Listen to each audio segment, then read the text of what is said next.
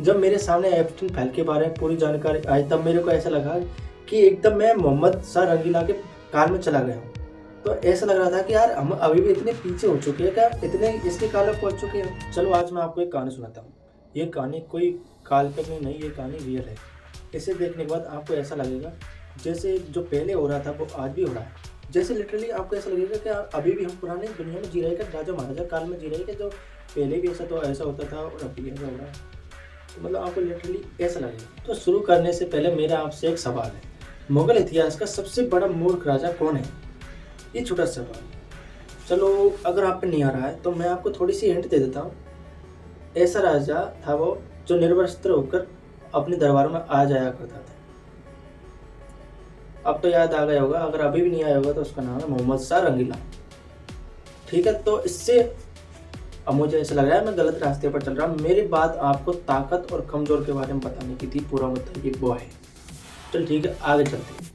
Genghis Khan, जिसकी क्रूरता की मिसाल आज भी दी जाती है, उसने मंगोल साम्राज्य के विस्तार के समय व्यापक स्तर पर नरसंहार किया, जिसमें लाखों लोगों की जान गई और बच्चों को भालों से उछाला, महिलाओं पर अत्याचार किए।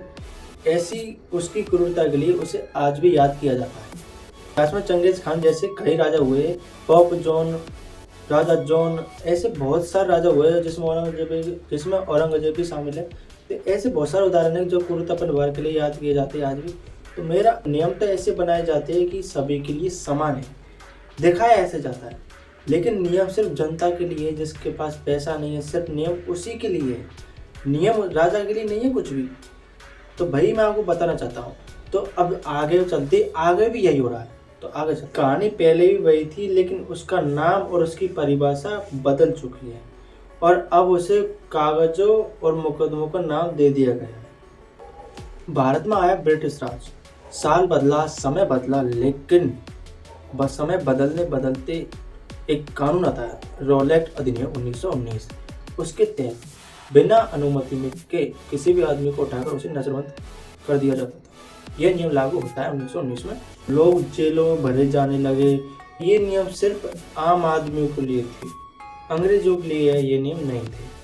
तो बात आती है औजू, ऐसा आपको उदाहरण के तौर पे समझाता हूँ। जलियांवाला हत्याकांड, जलियांवाला हत्याकांड तब हुआ था तो उसका जिम्मेदार जनरल डायर को ठहराया गया था, लेकिन तब जनरल डायर जब ब्रिटेन में गए तब उसका स्वागत हुआ, उसे हीरे की तरह उसका स्वागत हुआ और उसे पंजाब का रक्षक बताया गया था ब्रिटेन के अखबार में। लेकिन यही तो पॉइंट है, जो रक्षक था असलियत में तो वो बच्चा था, लेकिन वहां पर कैसे दिखाया गया कि ये पंजाब का रक्षक है, जनरल डायर। ऐसा भारतीय अधिकारी या भारतीय आम आदमी कर देता ऐसी हरकत जनरल डायर जैसी, तो उसे फांसी की सजा या उसे आजीवन की सजा भी 100% होती।